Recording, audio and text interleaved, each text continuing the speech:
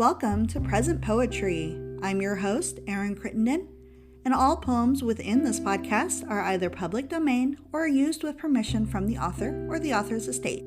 It's a fun time for poetry lovers of all ages, so sit back, relax, and get ready to hear some poems of the past and the present.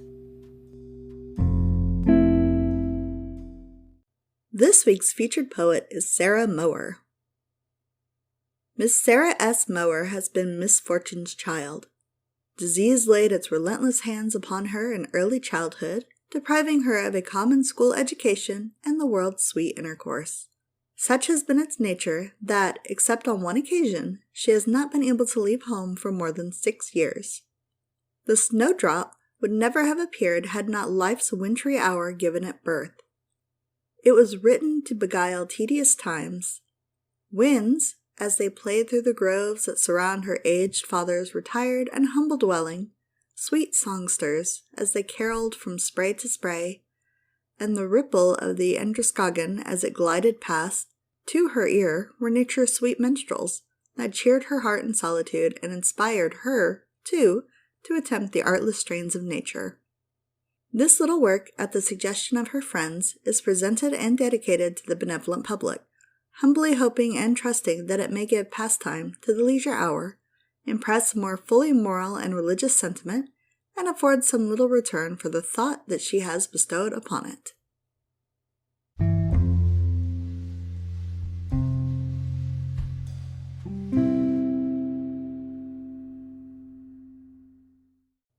This poem is called The Marriage Vows, and it was composed to be sung on a wedding occasion on August 1st, 1847.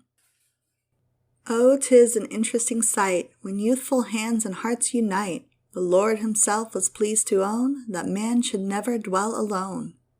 A rib he took from Adam's side, and from it made a blooming bride. In Eden's bowers he placed the pair, then joined their hands in wedlock there.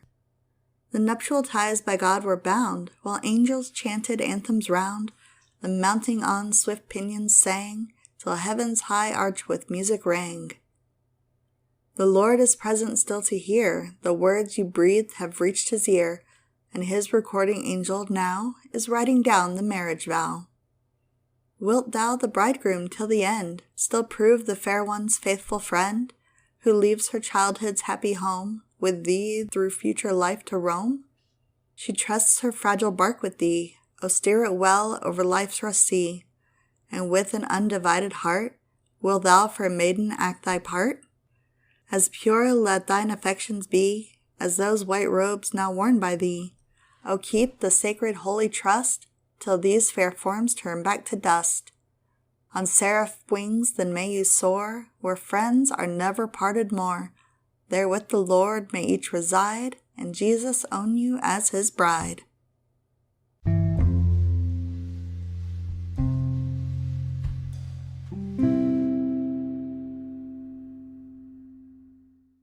This poem is called The Rose and Lilac Tree. No garland, fresh from Eden's bowers, could be more sweet than these dear flowers, to each surviving friend. They'll water them with falling tears, and nurse them through succeeding years, and from each ill defend. Bloom on, each weeping parent cried, my daughters planted you and died, you are most dear to me.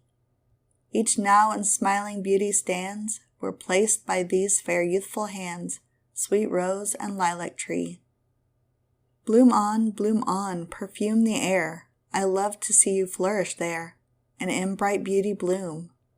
Each tiny leaf I hold most dear, although you oft call forth a tear for loved ones in the tomb. Bloom on, sweet flowers, while yet you may, your fading leaves will soon portray the lovely, fragile form, which passed from earth while skies seem fair, like vapors quivering in the air before a coming storm. I gaze upon these opening flowers, they bring a dream of blissful hours when brighter germs were mine. Once on my throbbing bosom lay sweet budding blossoms, fair as they, fraught with immortal minds. 'Neath summer skies these flowers will fade, fair emblems of the youthful dead, but spring restores their bloom. Just so the saints that droop and die, while Gabriel's trump shall rend the sky, will leave the moldering tomb. They'll leave this dull, this earthly sod, and in the gardens of our God bloom with celestial grace. Where frost and mildew never can blight, there all enraptured with delight God's wondrous works they'll trace.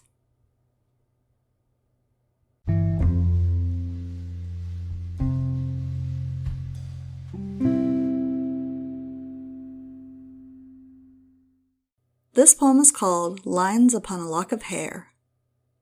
I'll weave a bracelet of this hair, although these locks so hollowed are, it seems like sacrilege to wear such relics of the dead. I've seen them clustering round a brow, which drooped beneath affliction's blow, and slumbers in the churchyard now, with all its beauty flown. The hand that dressed these locks with care, and ranged them round that brow so fair, and off-clasped nine with friendly air, is turning back to dust.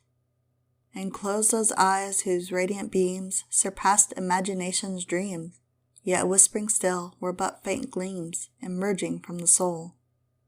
Farewell, dear friend, these locks I'll keep, till in the grave with thee I sleep.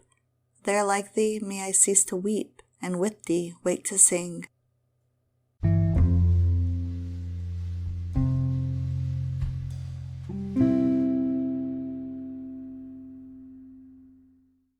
This poem is called A Sister's Counsel.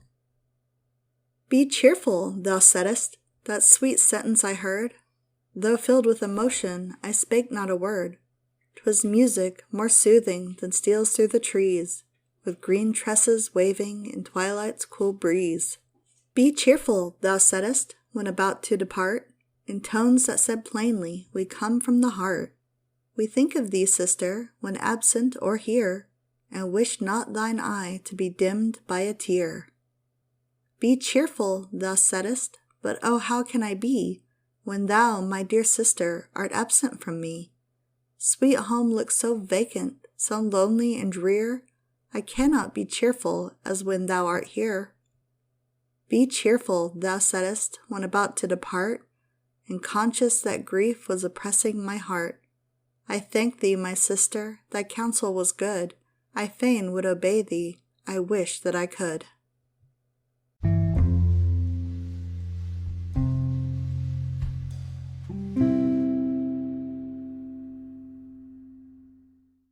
This poem is called The Snowdrop. Sweet little unassuming flower, it stays not for an April shower, but dares to rear its tiny head while threatening clouds the skies overspread. It never displays the feigned desire to dress in flaunting gay attire. No purple, scarlet, blue, or gold deck its fair leaves when they unfold. Born on a cold and wintry night, its flowing robes were snowy white. No vernal zephyrs fan its form, it often battles with the storm. It never drank mild summer's dew, but chilling winds around it blew, and hoary frost his mantle spread upon the little snowdrop's bed. I love this modest little flower, it comes in desolation's hour, the barren landscape's face to cheer, when none beside it dare appear.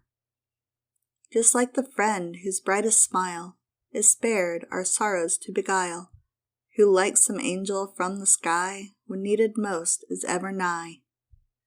To pluck vile slander's envious dart from out the wounded bleeding heart, and raise from earth the drooping head, when all our summer friends are fled. And shall these humble pages dare presume to ask if they compare with that fair fragrant precious gem plucked from cold winter's diadem? 'Tis true both struggled into life through scenes of sorrow, care, and strife. This poor frail intellectual flower was reared in no Elysian bower. No ray of fortune on it shone, it forced its weary way alone, upspringing from the barren sod, untilled save by affliction's rod.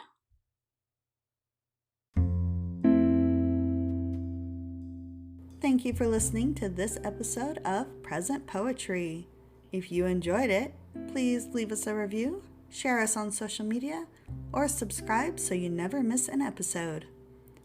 If you would like to learn more about the featured poet, or you would like your work featured on the podcast, please check out the links in the show notes. Thank you again for listening, and I hope you all have a wonderful day. Bye-bye.